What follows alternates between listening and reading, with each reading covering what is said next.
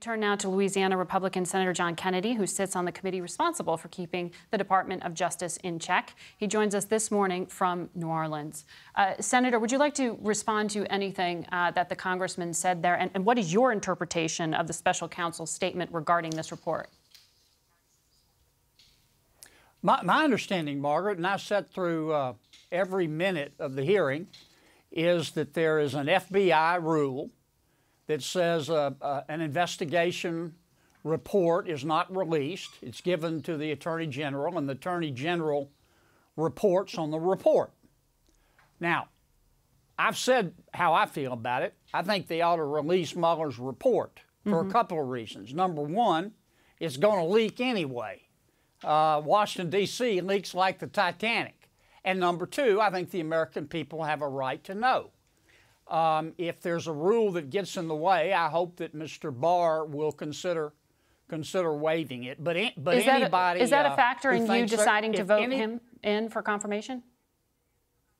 No, I think Barr's eminently qualified. And you're a yes vote. But anybody who thinks, yes, if anybody who thinks this report is going to remain confidential has been smoking some of that medicinal marijuana.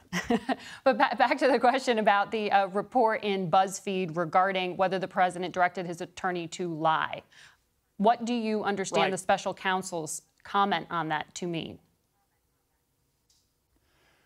I found that what happened with respect to the BuzzFeed article, it was embarrassing.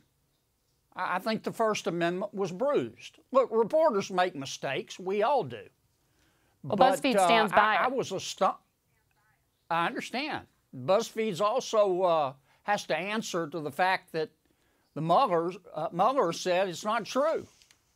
And what surprised me was not that somebody made a mistake, intentional or not, but it was just it was astonishing to me that so many folks didn't stop and say, hey, you know, let's think about this. Could this be true? Who are the sources?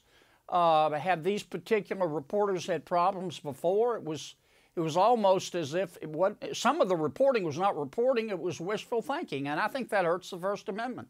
Senator, I'm coming up against time, so I'm going to ask you briefly, will you vote for the proposal put forward by the president to end the shutdown?